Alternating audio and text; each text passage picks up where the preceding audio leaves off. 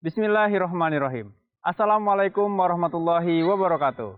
Pemirsa MTA dimanapun Anda berada, senang sekali bisa menjumpai Anda kembali dalam program Dialog Spesial.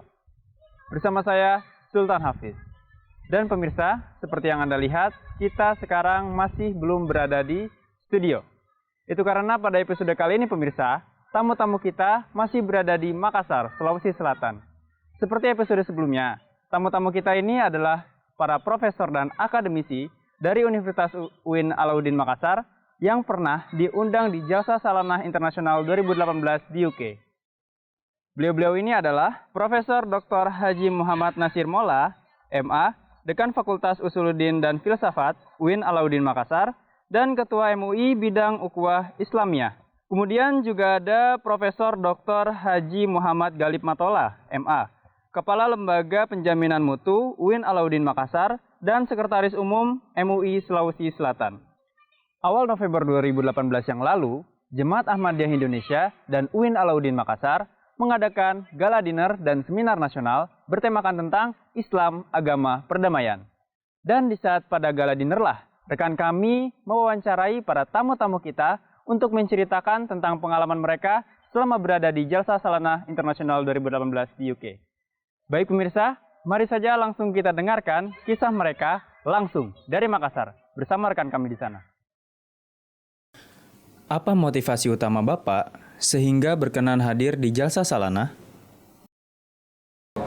Ya, yang pertama karena kami tidak punya pengetahuan yang cukup memadai tentang Ahmadiyah dan dari sumber pertama. Karena itu ketika kami mendapatkan kehormatan diundang ke sana, saya memberikan apresiasi dengan tujuan ingin mengetahui dari dekat, dari sumber pertama menyangkut Ahmadiyah ini dengan jalsa itu yang secara pertemuan akbar yang dihadiri oleh banyak sekali anggota jamaah Ahmadiyah seluruh dunia berkumpul di London, dan karena itu motivasinya sebenarnya ingin mengetahui dari dekat seperti apa Ahmadiyah itu, dan supaya kemudian kami bisa mendapatkan dari sumber pertama, bukan dari sumber-sumber yang lain, karena dari sumber yang lain bisa saja berbeda dengan sumber utama itu. Nah, makanya saya kira suatu pengalaman dan informasi yang kami lihat sendiri terkait dengan pelaksanaan jalsa tersebut. Motivasi saya yang pertama adalah ingin mengetahui dari dekat tentang kegiatan konferensi perdamaian. Jadi ada perdamaian sedunia itu yang kesan pertama saya. Jadi saya sangat tertarik karena ada kata-kata perdamaian di situ, Pak. Dan alhamdulillah setelah saya berada di sana dan mengikuti seluruh rangkaian acara dari Jalsa Salanah itu, memang intinya adalah bagaimana umat Islam ini bersatu, membangun perdamaian. Dan menurut saya untuk organisasi Islam yang ada di dunia ini, ya Ahmadiyah ini termasuk salah satu organisasi yang mengedepankan perdamaian, kebersamaan, dan persatuan umat Islam itu. Itu yang saya kira yang menjadi motivasi awal bagi saya. Saya selalu selaku akademisi juga mengajarkan tentang Ahmadiyah. Jadi saya dalam diskusi-diskusi mahasiswa saya mulai S1, S2, S3 mengajar ya topik-topik Ahmadiyah itu salah satu di antara materi perkuliahan. Jadi saya ingin menambah wawasan saya tentang bagaimana Ahmadiyah itu. Dan alhamdulillah saya sudah bisa melihat dari dekat tentang prosesi konferensi internasional itu. Itu yang menurut saya motivasi awal itu. Bagaimana kesan pertama Bapak sewaktu sampai di Jalsa Salanah? Ya, saya merasa kagum karena kegiatan ini dipersiapkan sangat matang ya. dan sangat terencana. Buktinya ada sekitar 6 ribuan ya, 6 ribuan istilahnya di sana itu relawan ya, yang ikut menyukseskan kegiatan ini, dan itu berasal dari berbagai negara. Mereka datang dengan sukarela, dan mereka tentu datang karena ingin mensukseskan kegiatan itu, mulai dari anak-anak yang kira-kira umur 6-7 tahun sampai kepada kakek-kakek yang jadi relawannya itu yang luar biasa, Pak. Ada satu hal saya kira yang sangat menonjol dari kegiatan itu, bahwa ternyata bahwa kami baru dapat informasi bahwa di Ahmadiyah itu yang dikembangkan adalah love for all, hatred for none. Jadi bahwa ajaran tentang cinta kasih, rahmat dan kasih sayang kepada semua itu tanpa kecuali, dan tidak ada kebencian terhadap siapapun juga, meskipun ada perbedaan. Nah, saya kira ini sesuatu hal yang menarik, bahwa interaksi sosial dengan jangankan dengan sesama pemeluk agama, bahkan dengan semua pemeluk agama yang berbeda, dengan segala keragaman, dengan segala heterogenitas itu kemudian menjadi bahagia yang terpenting, bahwa cinta itu harus kepada semua tanpa melihat agama, budaya, etnis, dan kebencian itu tidak boleh ada terhadap siapapun juga meskipun kita berbeda. Dan itu saya kira hal yang menjadi sesuatu hal yang sangat penting untuk dikembangkan dalam upaya melakukan perdamaian, agar kemudian perbedaan itu menjadi sesuatu yang indah, kemudian keberagaman itu jadi kita damai dalam perbedaan, dan kemudian kita membangun keberagaman itu dalam suasana yang tidak saling mencaci maki, tidak saling merendahkan antara satu yang lain meskipun ada perbedaan-perbedaan di antara kita. Lalu suasana ya selama berada di sana, mulai dari penjemputannya, kemudian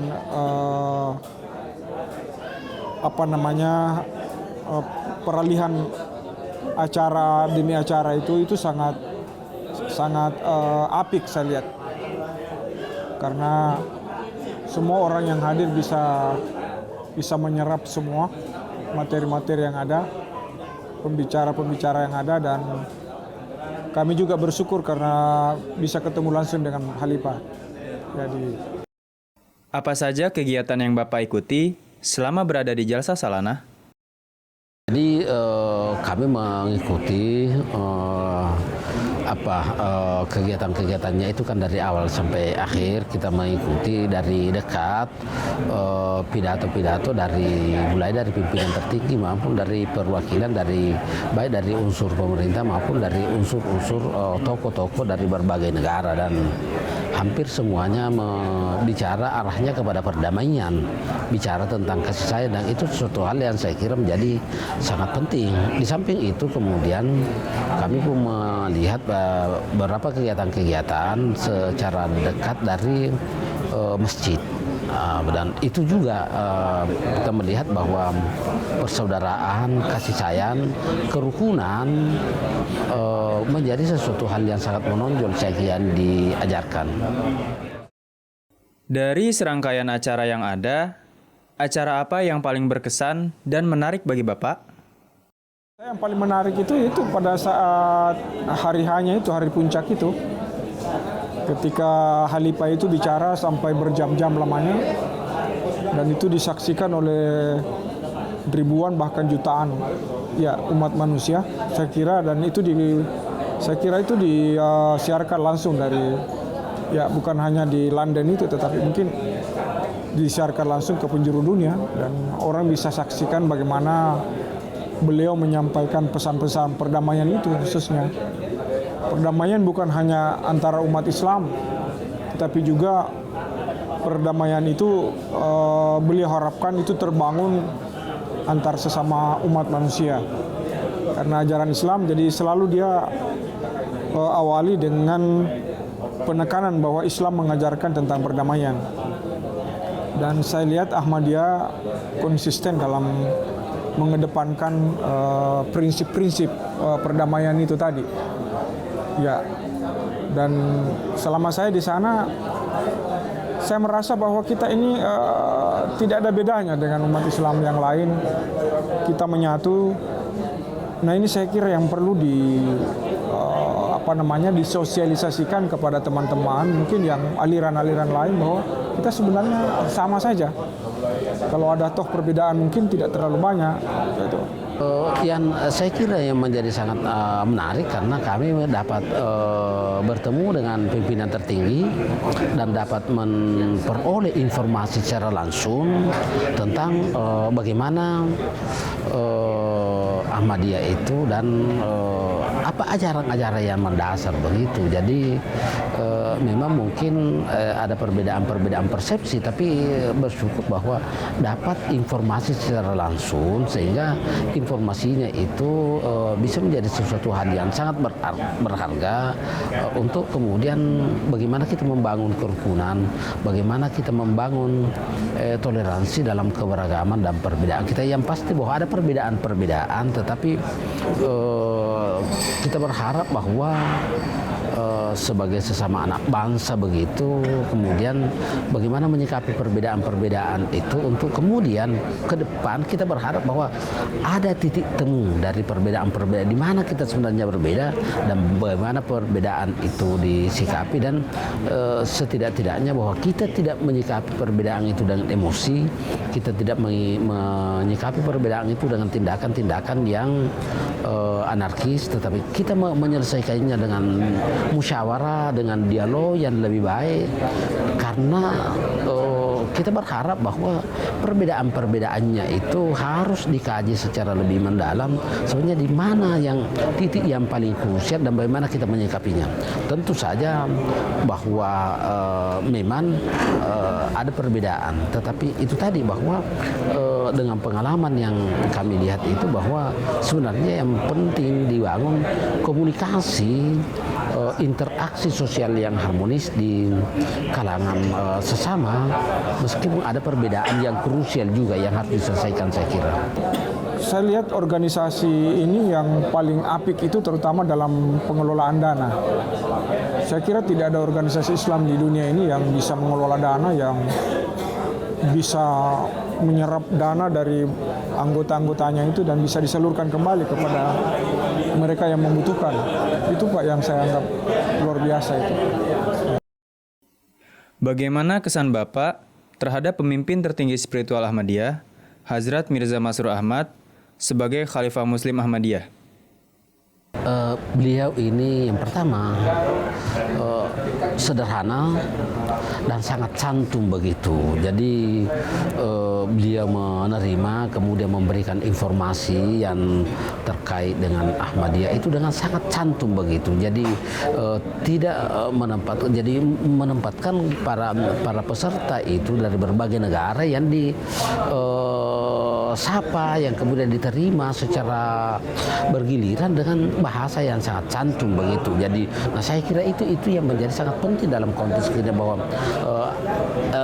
semboyan bahwa cinta untuk semua dan tidak ada kebencian kepada siapapun juga, itu saya kira tergambar di situ, bahwa memang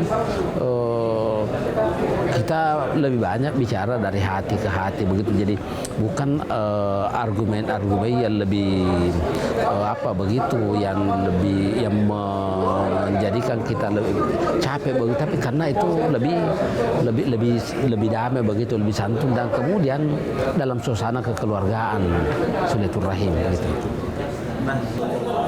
Saya melihat beliau seorang yang sangat karismatik ya. Dia sangat dikagumi, sangat dihormati, dan saya kira bukan hanya Ahmadiyah yang memberikan tempat yang sangat mulia tapi saya kira tokoh-tokoh dunia termasuk orang-orang yang berada di sekitar Eropa, London dan sekitarnya itu juga memberi apresiasi, dan kami mencari tahu tentang sosok beliau. Beliau memang punya kelebihan yang amat luar biasa. Dia bisa bicara lama, panjang, dan seterusnya. Dan dia konsisten. Dia mendapat dukungan dan dapat tempat yang khusus bagi masyarakat di London khususnya. Setelah Bapak mengikuti jalsah yang diikuti oleh puluhan ribu peserta dan tamu, baik Muslim maupun non-Muslim dari berbagai belahan dunia, bagaimana Bapak melihat peran Ahmadiyah dalam Islam? Ya, kalau di Inggris khususnya bahwa komunitas ini saya kira mau mendapatkan tempat yang ini mungkin salah satunya adalah karena ajaran tentang kasih sayang itu, ajaran tentang jangan ada kebencian terhadap siapapun juga, dan saya melihat bahwa Inggris sebagai salah satu negara yang paling maju di Eropa begitu, ke depan saya kira akan mengalami perkembangan yang pesat, dan boleh jadi akan terjadi islamisasi di sana karena begini, saya melihat tempat-tempat itu sudah kemudian sudah terlihat, misalnya ada Hadikatul Mahdi, suatu tempat yang ini kemudian ada Baitul Fadl, ada Baitul Futuh dan Al-Jami'ah begitu. Jadi ada yang ini, tapi dalam suasana nama itu, tapi dalam suasana yang santun. Jadi itu saya kira yang menarik itu di sana. Ya, saya kira teman-teman Ahmadiyah ini mempunyai komitmen yang sangat kuat dan kepedulian yang sangat tinggi,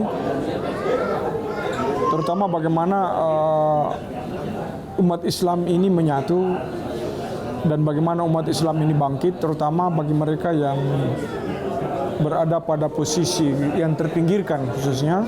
Saya lihat Ahmadiyah mempunyai prinsip, mempunyai kepedulian, dan saya kira salah satu program Ahmadiyah itu adalah itu tadi.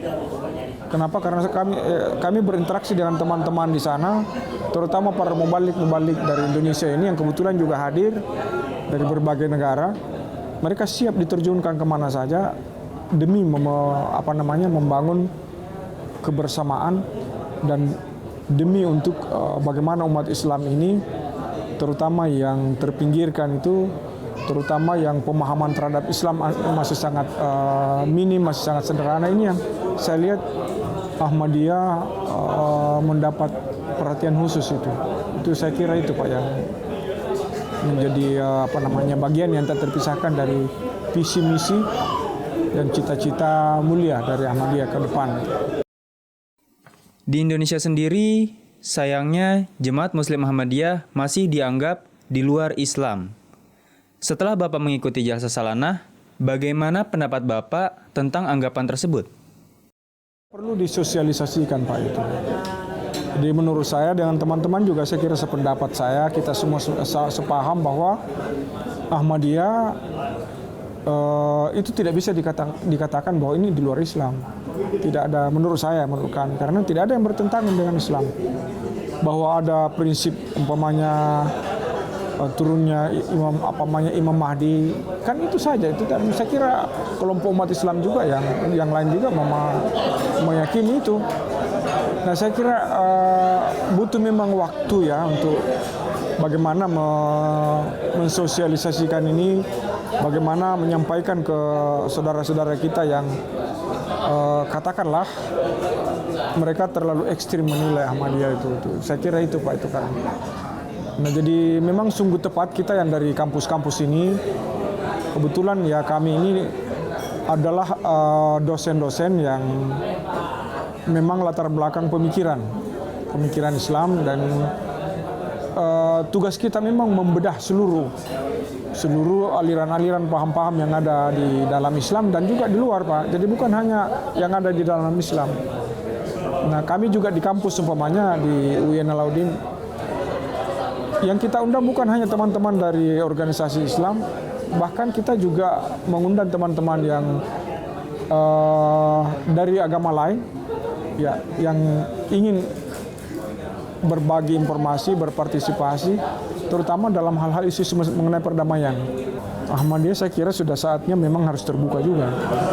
Ya, sudah harus terbuka dan menyampaikan secara, jadi kalau selama ini kan dianggap umpamanya yaitu tadi dianggap di luar Islam, itu saya kira sudah waktunya memang kita harus transparan, membedah, kemudian ya tentu secara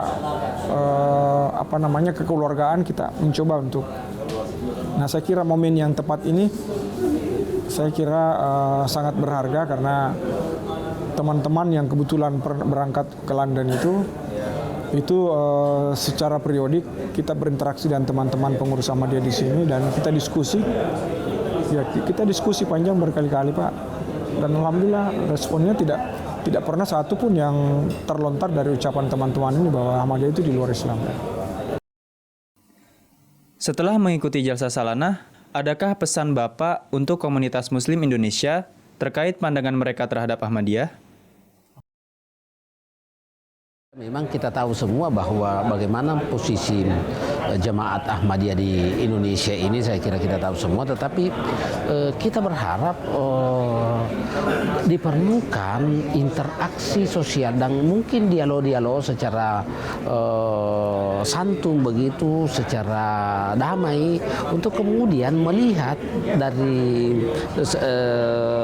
kalau belum bisa misalnya dalam kelompok yang lebih luas, mungkin kelompok-kelompok khusus kita melihat dulu di mana sebenarnya persamaan kita, di mana perbedaan-perbedaan kita. Paling tidak jangan sebagai sesama anak bangsa dengan keragaman dan perbedaan kita ini tidak kemudian saling memusuhi dalam perbedaan itu, karena itu saya kira menjadi penting. Jadi kita bangun komunikasi yang konstruktif untuk kemudian kita siapa tahu ke depan ini kita bisa ada titik temu yang begitu yang diperselisih selama ini, dan setelah itu kemudian ada titik temu kita bisa bersatu begitu. Jadi itu saya kira yang harapannya ke depan. Kira itu jadi karena kita tidak kenal, kita hanya mendengar sepintas, mungkin kita hanya pernah membaca buku umpamanya buku yang dikarang oleh orang-orang yang tidak sepaham dengan Ahmadiyah, lalu kemudian kita ikut-ikutan. Nah, oleh karena itu kalau saya memang harus membaca kitab-kitab Ahmadiyah. Ya, kita harus berinteraksi dengan teman-teman. Kita harus terbuka. Karena teman-teman dari Ahmadiyah juga sudah terbuka. Nah, karena masing-masing sudah terbuka, kenapa kita tidak laksanakan kegiatan dialog umpamanya. Kita ada buku ini banyak sekali saya bukunya ada sudah 20 buah Ahmadiyah ini, saya 20 dikasih nih. Dan itu alhamdulillah saya baca prinsip-prinsip Ahmadiyah ini tidak ada bedanya. Secara ya kalau dilihat secara dasar-dasar keimanan kita sebagai umat Islam, tidak ada yang menyimpang. Salatnya kami juga salat sama-sama, tidak. Ya, jadi saya kira itu, Pak. Ya, pemirsa MTA dimanapun Anda berada, demikianlah perbincangan kita dengan para profesor yang pernah mengikuti Jalsa Salanah Internasional 2018 di UK. Semoga ini semua bisa menginspirasi kita. Dan pemirsa, masih akan ada profesor-profesor lainnya yang akan kita wawancarai. Kisah mereka bisa kita saksikan pada episode berikutnya.